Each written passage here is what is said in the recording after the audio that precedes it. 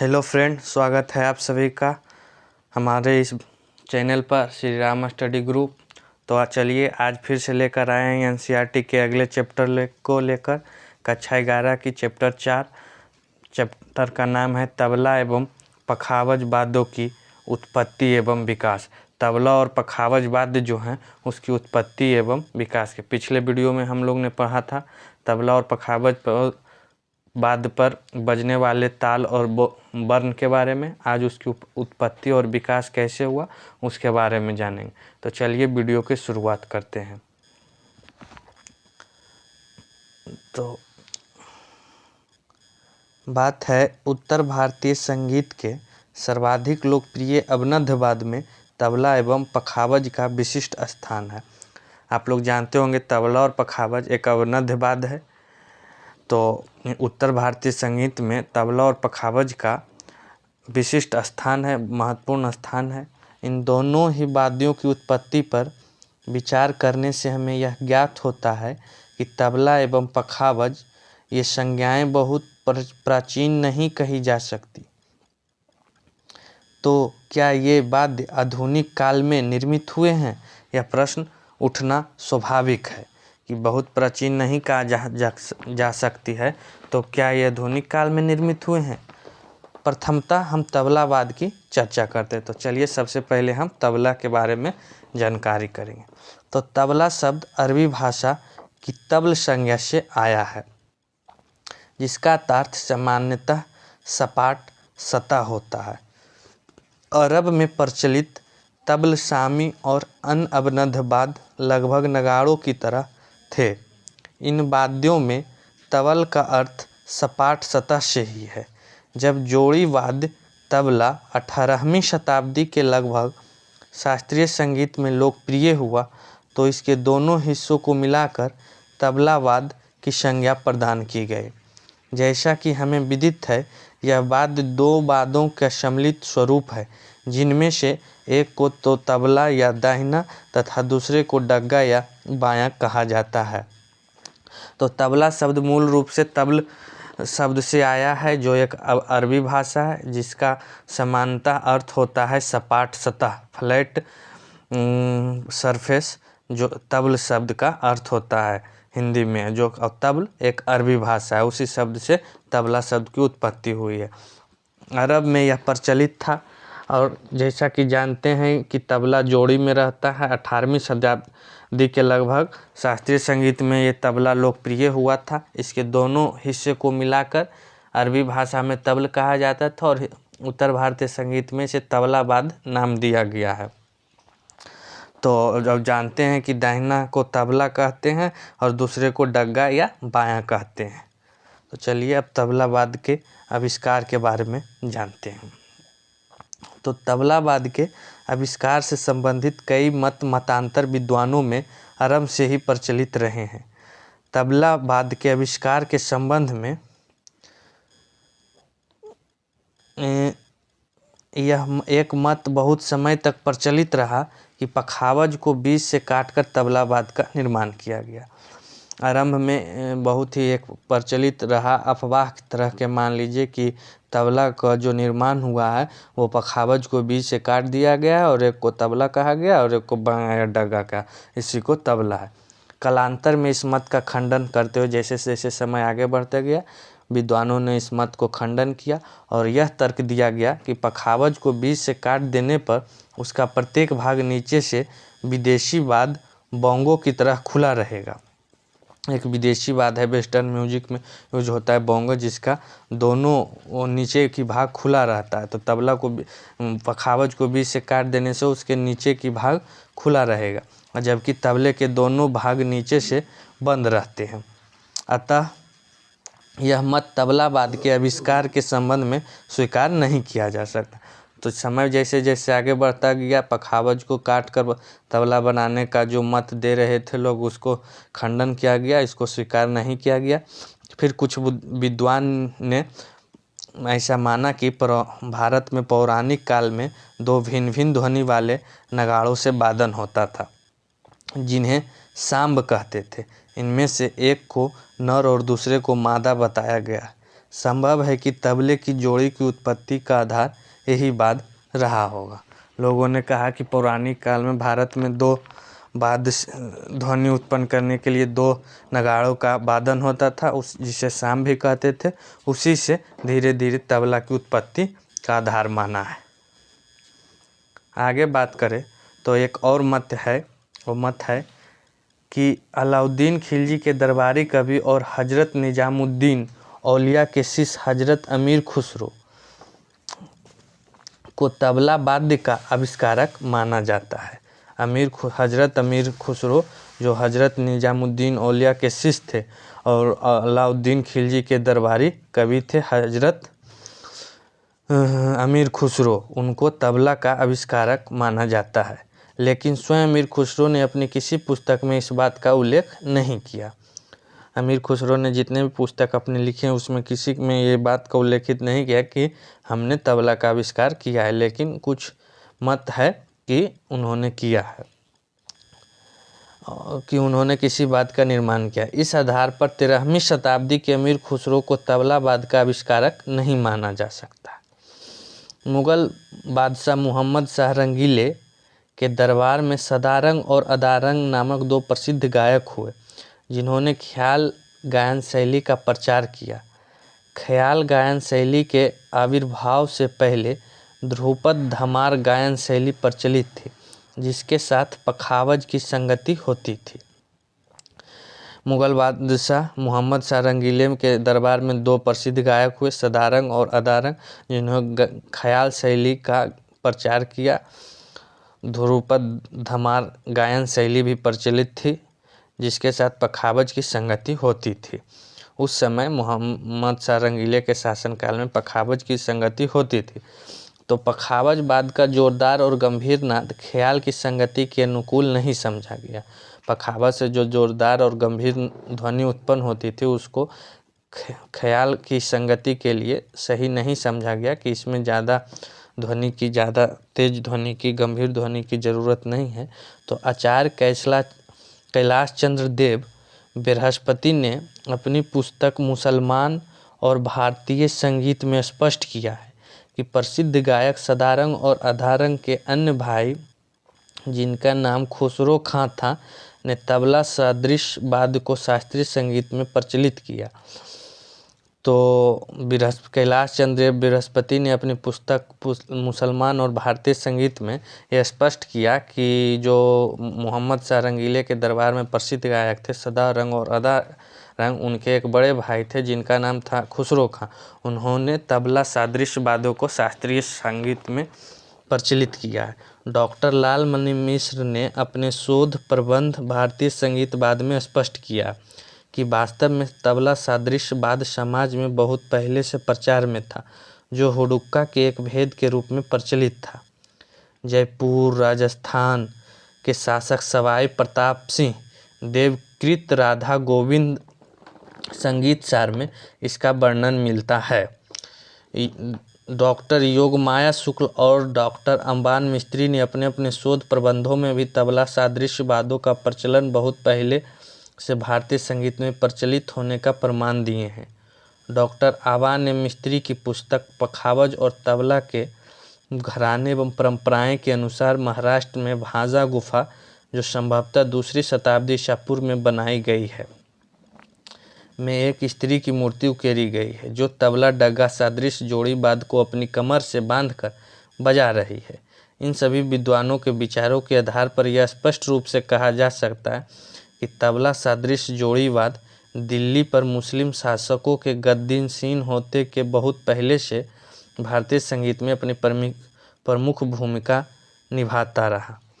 जैसा कि आप लोगों ने देखा, कब से बहुत ही पुराने समय से, ऐसा नहीं है कि जब मुग़ल शासक बैठे तब से, उसके बाद से दिल्ली मतलब तबला का आविष्कार हुआ है। बहुत सारे ऐसे कृतियाँ मिल रही हैं पुराने दीवारों पर उकेरी हुई, जहाँ ऐसा माना जाता है कि तबले की आकृतियाँ हैं और बहुत ही पुरानी है। बहुत पहले से ही भारत में तबला अपना प्रमुख भूमिका निभा रहा है भारतीय संगीत में। अब बात करें पखावज वाद्य का आविष्कार कैसे हुआ।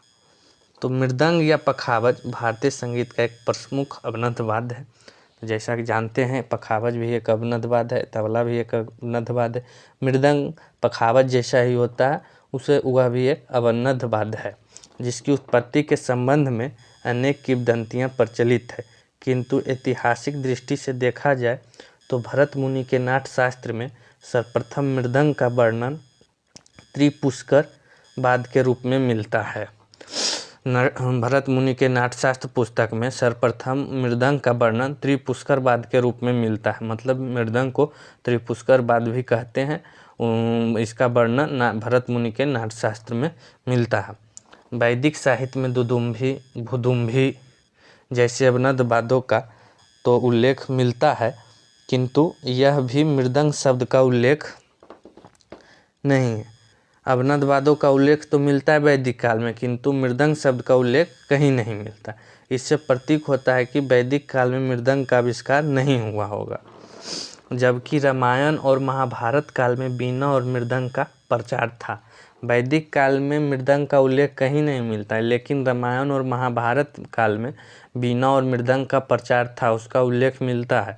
तो आप लोग हमें ये बताएंगे कि वैदिक काल का पीरियड कब से कब था, कमेंट में ज़रूर बताइएगा। तत्कालीन समाज के धार्मिक तथा सामाजिक उत्सवों का जो वर्णन मिलता है उससे ज्ञात होता है कि उन दिनों मृदंग काफ़ी प्रचलित थी। निष्कर्षतः कह सकते हैं कि वैदिक काल के बाद रामायण काल के बहुत वर्ष पूर्व मृदंग का प्रयोग आरंभ हो गया होगा। आगे बात करें तो भरत मुनि द्वारा रचित नाट्यशास्त्र में वर्णित त्रिपुष्कर वाद्य के 3 भाग थे, आंकिक, ऊर्ध्ववर्क और आलिंग्य। 2 ऊर्ध्वाधर खड़े भागों को ऊर्ध्ववर्क और आलिंग, जबकि लेटे हुए भाग को आंकिक कहा जाता था। जो मृदंग वाद्य का उल्लेख भरत मुनि द्वारा कृत नाट्यशास्त्र ग्रंथ में मिलता है, जिसे त्रिपुष्कर वाद्य भी कहते थे, उसके 3 भाग माने जाते हैं, आंकिक, ऊर्ध्ववर्क और आलिंग।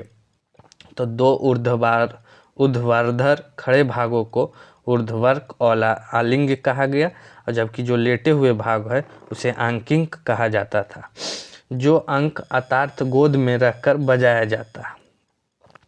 7वीं शताब्दी के बाद धीरे धीरे त्रिपुष्कर की इस आकृति में परिवर्तन होता गया और 12वीं-13वीं शताब्दी तक पूरी तरह परिवर्तन हो चुका था। उससे ऊर्ध्ववर्क और आलिंग हिस्से हट गए और आंकिक, जो कि अंक में रखकर बजाया जाता था, वह भाग बच गया, जो आगे चलकर मृदंग के नाम से प्रचलित हुआ। तो मृदंग कैसे आया, क्या आविष्कार कैसे हुआ, कैसे मृदंग नाम पड़ा, आप लोगों ने देखा। अब बात करें वर्तमान की, तो वर्तमान में प्रचलित उत्तर भारत का मृदंग या पखावज तथा दक्षिण भारत का मृदंग भरतकालीन त्रिपुष्कर वाद्य का ही एक परिष्कृत भाग है, उसी का एक विस्तार भाग है। यहाँ फोटो देख रहे हैं महिला तबला वादक जो अनुराधा पाल है। आप इनका नाम याद रख सकते हैं, प्रश्न पूछे जा सकते हैं। अनुराधा पाल किस वाद्य यंत्र से संबंधित रखते हैं, तो आंसर हो जाएगा तबला से। अनुराधा पाल किस वाद्य को बजाते हैं, तो तबला हो जाएगा।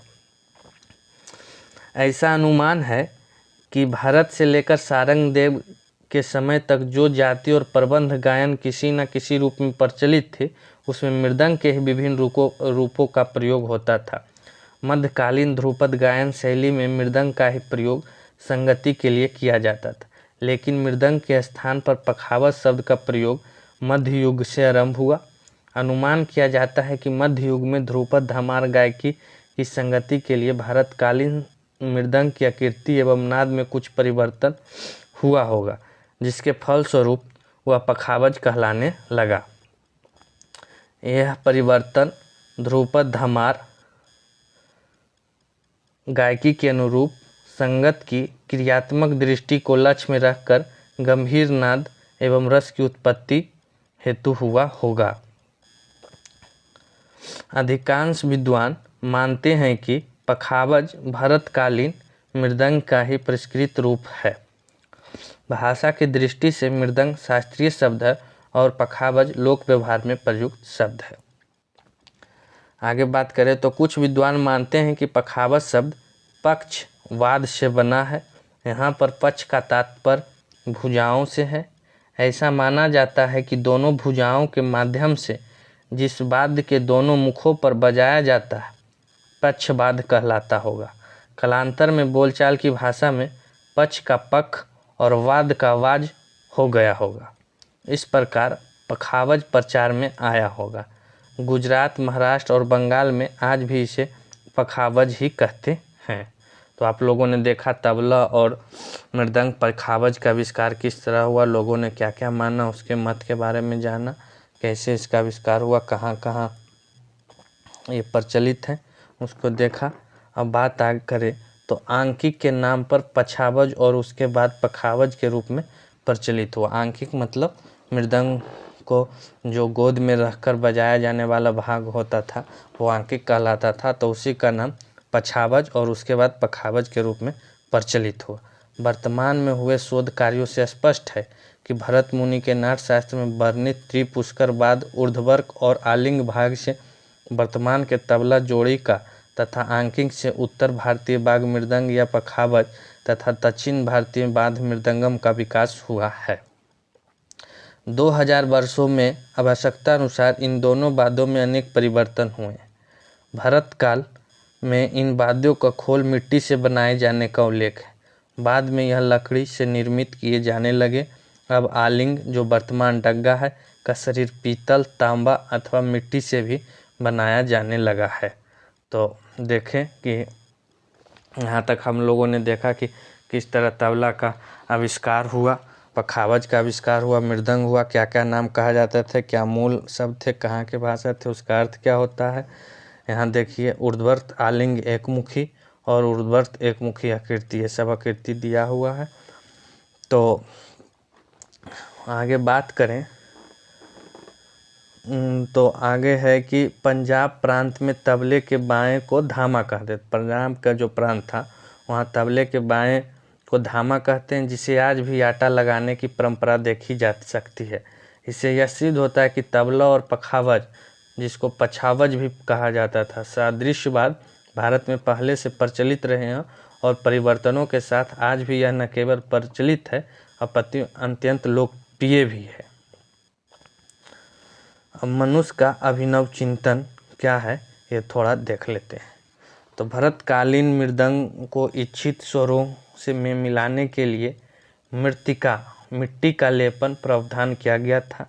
मिट्टी के अतिरिक्त या मिट्टी की अनुपलब्धता की स्थिति में गुड़ और चावल का लेप प्रयुक्त करने की बात कही गई है। बहुत बाद में जब लौह चूर्ण उपलब्ध हो गया तब इसका प्रयोग स्याही के लिए तबला और पखावज दोनों ही वाद्यों में किया जाने लगा। पखावज के दाहिने हिस्से में और तबले पर इस लौह चूर्ण को आटा अथवा चावल की माह में मिलाकर लेपन करने से दोनों ही वाद्यों की नादात्मकता में बहुत ही सकारात्मक परिवर्तन आए हैं। पखावज द्विमुखी अवनद्ध वाद्य है, परंतु इसका शरीर एक ही है, अतएव इसके दोनों मुखों पर लगाई जाने वाली पूड़ी एक ही रस्सी अथवा बद्धी से कसी जाती है। इसके दाहिने मुख पर तबला सदृश स्याही का लेपन किया जाता है। यदि इस वाद्य के बाएं मुख पर भी लौह चूर्ण युक्त स्याही लगाया जाए तो दोनों मुखों को संवादी रूप से इच्छित स्वरों से मिलाना संभव नहीं होगा। अतः विद्वानों ने विचार पूर्वक तय किया कि बाएं मुख पर गेहूं का आटा सानकर उसकी एक पुलिका लगाई जाए और दाहिने मुख पर आटा नहीं लेपित किया जाता है। अगर दोनों मुख पर आटा को लेपित किया जाएगा तो स्वर को मिलाना संभव नहीं हो पाएगा, इसलिए सिर्फ पखावज के बाएं मुख पर ही गेहूं के आटा सानकर उसकी एक पुलिका लगाई जाती है। आटे की मात्रा को कम या ज़्यादा कर दाहिने के संवादी स्वर को प्राप्त किया जा सकता है, लेकिन पूरा स्वर का अगर मिलान करें तो दाहिने पर आटा का लेप लगाने के बाद आपको पूरा स्वर का मिलान संभव नहीं है। यह आटे की पुलिका कार्यक्रम के पहले लगाई जाती है और कार्यक्रम समाप्ति के बाद उसे निकाल दिया जाता है।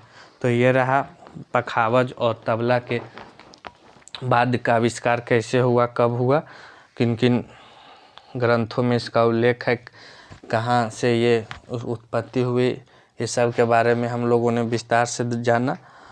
तो चलिए आज के इस वीडियो को, इस चैप्टर को यहीं समाप्त करते हैं। मिलते हैं अगले वीडियो में अगले चैप्टर के साथ। वीडियो पसंद आए तो वीडियो को लाइक करें, अपने दोस्तों के साथ शेयर करें। चैनल पर नए हैं तो चैनल का सब्सक्राइब ज़रूर करें, ताकि हमें भी मदद मिल सके और मोटिवेट हो सके आगे और भी वीडियो बनाने के लिए। तो थैंक यू। अगर इसका PDF चाहते हैं तो Telegram channel Shri Ram study group से ज्वाइन कर सकते हैं, वहाँ इसका PDF फ्री में आप लोग को मिल जाएगा। Thank you. मिलते हैं अगले वीडियो में अगले चैप्टर के साथ।